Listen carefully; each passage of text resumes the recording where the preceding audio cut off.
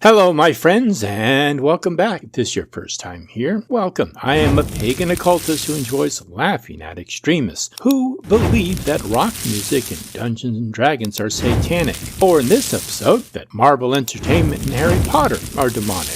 That's right, these movies are not entertainment. They are carefully orchestrated propaganda films created by the adversary himself to corrupt our youth into something dark, really dark, super dark, and scary too. Scary, super scary, whatever it is. Thankfully, our saviors at Daystar Television are here to save the day. Never mind those sexual abuse allegations or those mishandling of a PPP loan so they could purchase a private jet to hear Trump speak, or the FCC violations. They are here to tackle something actually important. That's right, motion picture entertainment. There is a bingo card associated with this video. If you would like to play along, you can download an interactive card from my website or scan the barcode to open the card on your mobile device. Details can be found in the description box and on my website. If you get bingo, send me a screenshot of the winning card and I will shout you out in the next video. Best of luck to you. And now, on with the show. I hope you enjoy.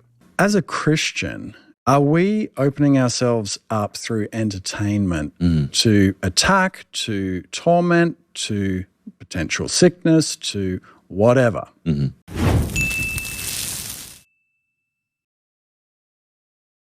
Yes, and yes. All the above. In fact, you should not even watch television because it opens portals to other realms. If I were you, I would play it safe and not even listen to the radio or read books. They might fill your head with rebellious, evil thoughts. So I would say it's possible. See, he said it was possible. And I don't know what credentials this guy has, but he wrote a book on the subject, and that's essentially a PhD in movies. I don't. First, let me establish that I could be the biggest geek in this room. And so. You could be. That still does not make you qualified enough to claim that any movies are demonic or opens the viewer up to attacks, torment, or potential sickness.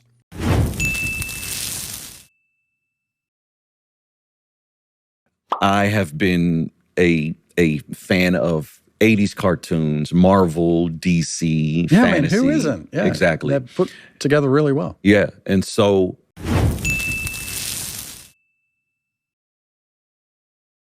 if you are a big geek who loves Marvel and DC movies, you've probably watched all the movies, maybe more than once, and yet you wrote a book on the subject. Turned out fine and did not open yourself up to attack, torment, or possible sickness. How can you tell anyone watching any movie is harmful? That's kind of hypocritical, don't you think? Here's my approach, because we're surrounded by the kingdom of darkness.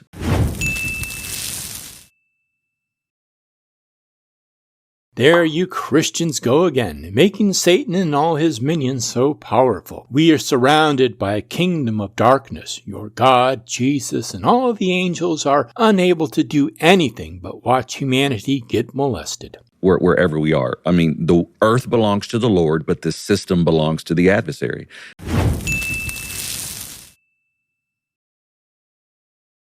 And so his agenda is always being promoted.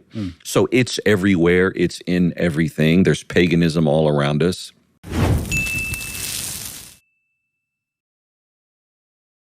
No, you literally have to invent things to spread fear to your audience. Movies are dangerous, music is dangerous, art is dangerous, thinking is dangerous, gay people are dangerous, everything is dangerous. And what the hell do you mean paganism is everywhere? No, it is not. Paganism is not some monolith. Do you mean secularism?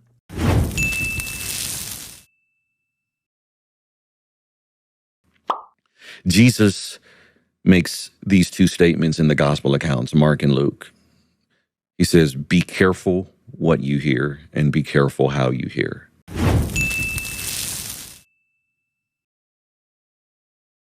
Well, I doubt whoever wrote that meant everything, including moving pictures that would not be invented for another 1900 years. I don't think those Gospels are referring to Marvel and DC motion pictures.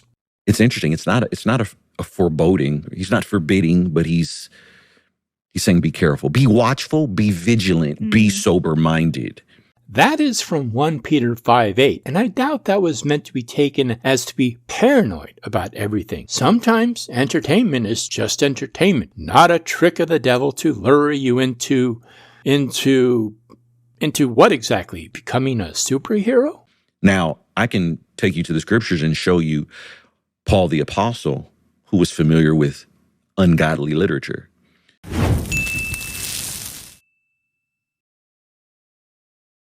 Oh, great. Yet another thing to get your panties all up in a bunch over. Ungodly literature. I take it ungodly means everything not from or in the Bible. The statement in 1 Corinthians 15:33, evil company corrupts good habits. The pagan Greek poet Menander wrote that. That means Paul was familiar with Menander. And the Spirit of God allowed that quote to be included in the canon of Scripture because it accorded with biblical truth.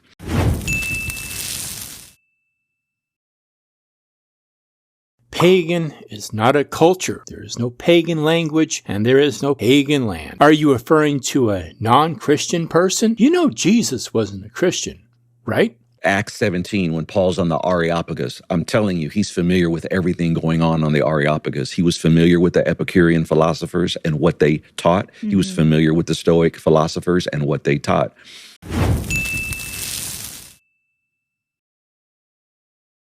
That's great, but it doesn't have anything to do with movies made for entertainment purposes in the 21st century. He says, I even see an inscription, agnostis theos, to the unknown God. So he's familiar with the agnostics.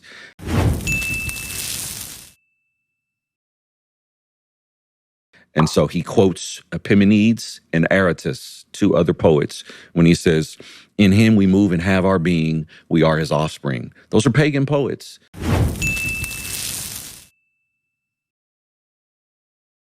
Let me correct your language, since you are not going to correct yourself. You are referring to non-Christian poets. Using the term pagan may be for convenience sake, but it does not define exactly what culture you are referring to. You are just using this term as a dog whistle to your audience for the other. And Paul was familiar with them. Yeah. So what does that mean? Did Paul fully immerse himself in pagan writing?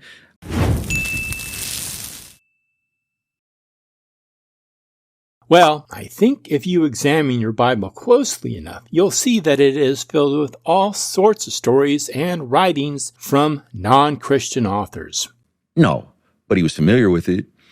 Which means he had to at least read it. But perhaps. he didn't let it into his heart. There you go.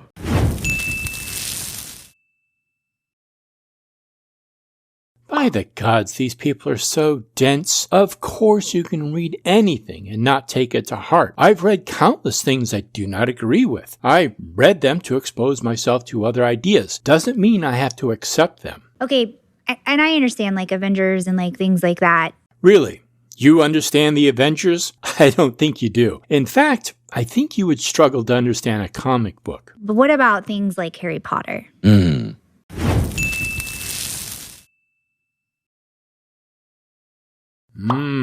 She's pulling out the big guns. Maybe I underestimated her.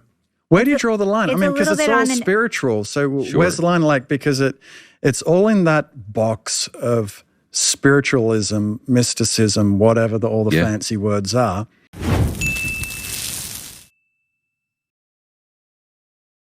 I just want to pause for a second and mention that these are grown adults reinterpreting and twisting scriptures so they can claim motion pictures have some dark satanic overtones. Just let that sink in for a second. But I Production feel like, really good, but where's the line within that? right, but I feel like specifically with Harry Potter, when you actually listen to the intent behind the person that created that series.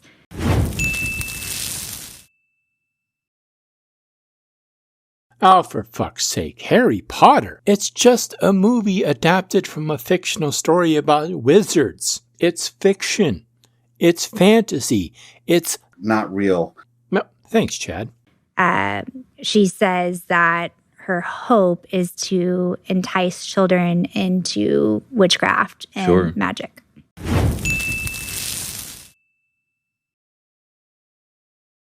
Bullshit. No, she did not. This lie has been circulating for years now, and little Miss Muffet here won't bother to get off her tuffet and take 2 seconds to correct herself. From a CNN interview on October 21st, 1999, Rowling said the following: I absolutely did not start writing these books to encourage any child into witchcraft. Later, she went on to say, I have met thousands of children now, and not even one time has a child come up to me and said, Miss Rowling, I'm so glad I've read these books because now I want to be a witch. They see it for what it is. She emphasized, it is a fantasy world, and they understand that completely. J.K. Rowling did not say that. In fact, she said the exact opposite.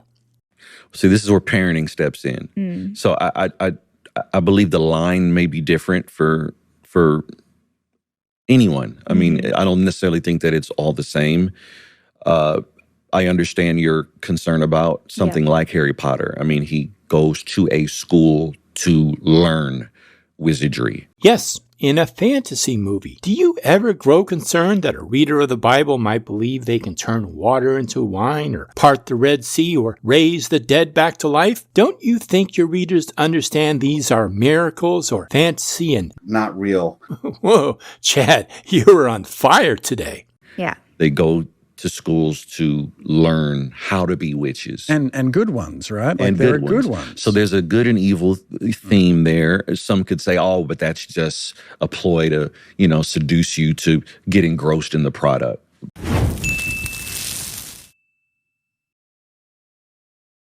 No, it's a play off your Zoroastrian-based good versus evil mythology. 2 scriptures are mentioned in the final book, in book 7, in 1 Corinthians 15. As well as, I believe, Philippians or Ephesians. What does that mean? I mean, it doesn't mean that it's a Christian book, but it's just interesting that the Bible would be brought up in the final book of the series. I really hope she did not do this, because we should never give in to the demands of terrorists. The most censorship our culture experiences come from Christian extremists such as you lot. So again, I think this is where being vigilant and being sober-minded comes into play. Listen, if parents don't want their kids reading Harry Potter or Twilight or anything that has to do with vampires or anything that has to do with any of the occult hybridized creatures that all trace their origin back to Genesis 6. Yeah.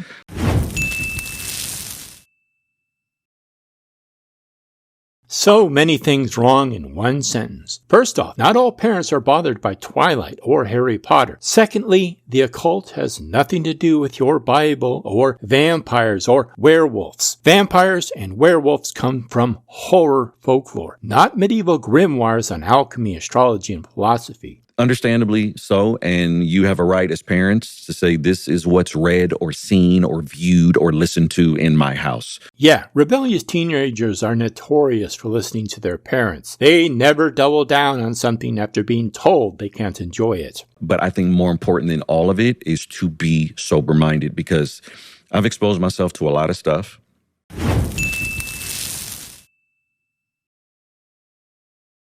Hey now, keep that to yourself. Nobody wants you exposing yourself to them. I know you hardcore Christian types have weird fetishes hidden away in your closet, but keep it respectful around others.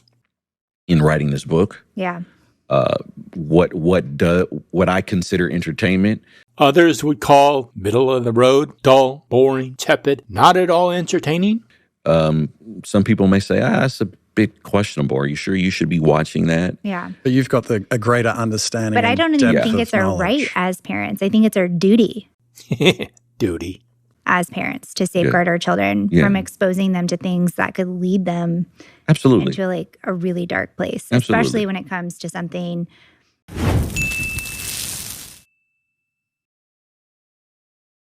What dark place? Your imaginary fears are Not real. just because Harry Potter's a fantasy movie about wizards does not mean they get possessed by demonic forces. You people are absolutely insane. Like witchcraft. Because, I mean, wouldn't you say it's the same for like Ouija boards?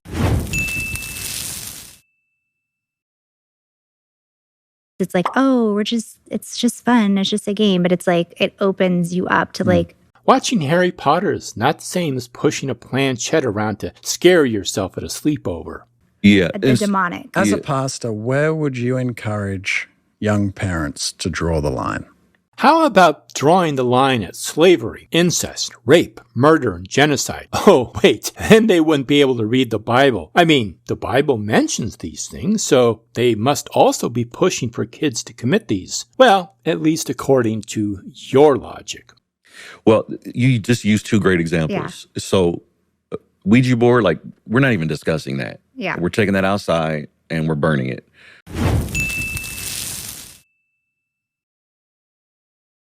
Burn it? What is it with you extremists and burning things? Burn Harry Potter, Dungeons and Dragons books, tarot cards, crystals, Ouija boards, people. Burn the witch! Burn the witch! Burn the witch! Burn the witch! Do you smoke? Burn the witch! Guess we'll find out soon enough. Harry Potter, yeah, I would say it's duty as well. You've already established that you think Harry Potter's duty. No reason to repeat it. But again, it's if a parent says that's a no, then it's a no. Yeah. With no real good reason? Well, I'm sure your teenager will accept your rules and not question them at all. But not every parent says Harry Potter's a no, right? So, young parents, again, I would say... I forget this lady's name, but I am sure she is staring daggers into this guy. Psst, you are supposed to be saying Harry Potter is literally Satan and Hitler. While we're all made differently, we're similar. So what's triggering for you, right? What's an open door for you?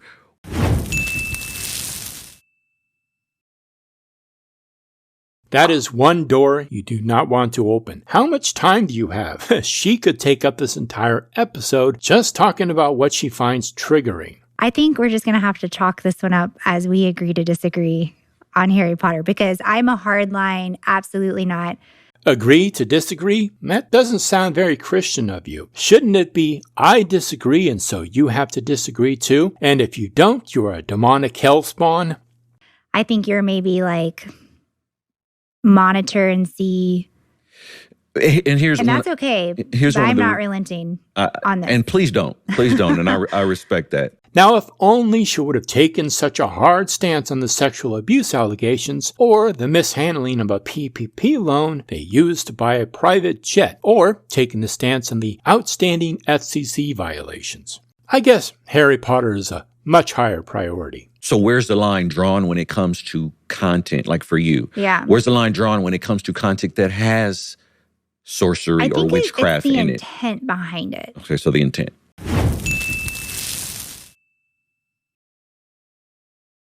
The intent behind the books as well as the movie is to be entertaining. That's it. It's not some nefarious instrument of propaganda. It's not the Bible. And knowing and hearing an interview where she says, my desire and hope and goal to achieve in this is to draw children into witchcraft. I think that's when I'm like, okay, we're not even going to go there. That is not at all what she said. She's got her panties all balled up in a knot over a misconception, and she doesn't even bother to make sure this is true or not. Like it really matters. She would just find some other reason to hate Harry Potter. Once these extremists believe that they have an enemy, nothing you can say or do will change their minds, even if their belief is based off an absolute lie. After all, the prohibitions in the Bible, like bearing false witness, are suggestions that other people will have to follow. You know, the plebs must obey. Daystar employees fly around in private jets and live in million-dollar homes. They can't be bothered to adhere to their own religious doctrine, but you sure better. Here's a list of the bingo phrases from this video. Until next time, my friends, I will see you in hell, you heathens.